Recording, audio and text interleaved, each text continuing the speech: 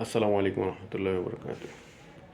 নামাজ বিষয়টা আসলে স্টেপ বাই স্টেপ পড়া তো অবশ্যই নিয়ম, কিন্তু পাশাপাশি আমাদের এটাও খেয়াল রাখতে হবে নামাজের প্রস্তুতি শুরু আমরা যদি আল্লাহ তাআলার কাছে বিভিন্ন জিনিস চাওয়া, বিশেষ করে ফরজ নামাজ বাদে যে সমস্ত নফল বা সুন্নত নামাজ পড়া হয়, ওই সময় যদি আমরা চাওয়ার প্র্যাকটিসটা করতে পারি, তাহলে কি হবে, আমাদের নামাজটা অনেক সুন্দর হবে। যেটা আমরা এই প্র্যাকটিসটা করি না।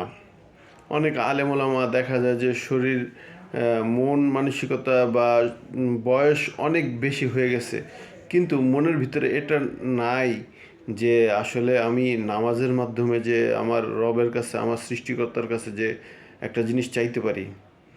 আসলে এই জিনিসটা নিয়ে আমরা আসলে অনেকেই অনুধাবন করি না। দেখা যায় যে সাধারণত মানে কি আসে, সূরা কেরাত বা তাশাহুদ, দুরুদ বা দোয়া মাসুরা, এই ধরনের দোয়াই পড়া হয় বেশি, কিন্তু পাশাপাশি আমাদের এইগুলো খেয়াল রাখতে হবে যে নামাজের প্রত্যেকটা স্টেপ বাই স্টেপে আমি যদি সাধারণত দুনিয়ার হিসেবে যদি আমি সাধারণত প্রধান উপদেষ্টা বা প্রধানমন্ত্রী বা মন্ত্রী, আমাদের যারা ক্ষমতাশালী আত্মীয় স্বজন আছে, বা আমাদের প্রিয় নেতা, এদের কাছে যখন যাই, তখন বা আমাদের প্রিয় যেই মানুষগুলো আছে এদের কাছে যখন যাই, তখন কিন্তু আমরা আমাদের মনে একটা ক্ষোভ, মনে একটা কষ্ট নিয়ে যাই, যাতে আমরা শেয়ার করে আমাদের বুকটা হালকা হয়।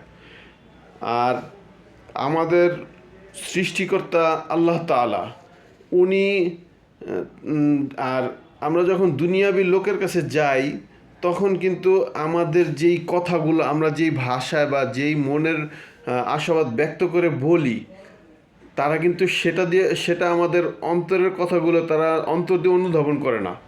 যে জিনিসটা আল্লাহ তাআলা আমাদের কথা আমরা যেই আবেগ নিয়ে বলি, ঠিক সেই আবেগেই আল্লাহ তাআলা অন্তরের ভিতর ধারণ করেন। দেখা যায় যে অনেক প্রধানমন্ত্রীকে কষ্টের কথা বলা হচ্ছে, কিন্তু উনি সামনে খুব অভিনয় করতেছেন, কিন্তু ভিতর থেকে সে আসলে আমার কষ্টটা বুঝতে পারতেছে না। কিন্তু আল্লাহ তাআলা কিন্তু এমন না। আল্লাহ তাআলা কিন্তু আপনার আমার, মানে আমি বা আপনি যেই আবেগটা নিয়ে কথা বলছি, আল্লাহ তাআলা সেই আবেগকে অনুধাবন করেই আমাদের কথাগুলো বোঝার জন্য চেষ্টা করে। কবুল করার বিষয়টা আসলে এমন যে হয়তো যেগুলো আল্লাহ তাআলা কবুল করলে মনে করবেন, যেমন আমরা ছোটোকালে আমরা বাবা মার কাছে বিভিন্ন জিনিসই চাইতাম, কিন্তু অনেক কিছু আমাদের বাবা মা দিত, অনেক কিছু বাবা মা দিত না, কারণ মনে করতো যে এটা আমার সন্তানের জন্য ভালো হবে, তাহলে ওটা দেই। আর যেটা আমাদের সন্তানের জন্য ভালো হবে না, সেটা আমাদের বাবা মা দিত না। ঠিক আমাদের সৃষ্টিকর্তা আল্লাহ তাআলা এই জিনিসটা ভালো করে বুঝেন যে আমার বান্দার কোনটা প্রয়োজন আর কোনটা প্রয়োজন না, সেই অনুপাতে আল্লাহ তাআলা দেন। কিন্তু আমরা চাওয়াটা বন্ধ রাখবো না। দেখুন, সৌদি আরবে আলেম ওলামাদের যখন নামাজগুলো দেখা হয়, ওনারা জাহান্নামের আয়াত আসলে কান্নাকাটি করে। এটা কিন্তু তারা কোনো ভনিতা বা অভিনয় নিয়ে করে না, কারণ ওনারা এই ভাষাগুলো বুঝে, অর্থগুলো বুঝে। ঠিক আমাদেরও কোরআন অর্থগুলো বুঝে, নামাজের যেই স্টেপ বাই স্টেপগুলো আমরা বলতেছি আল্লাহর কাছে, সেই অর্থটা অনুধাবন করতে পারলে আমাদের অবশ্যই কান্না চলে আসবে।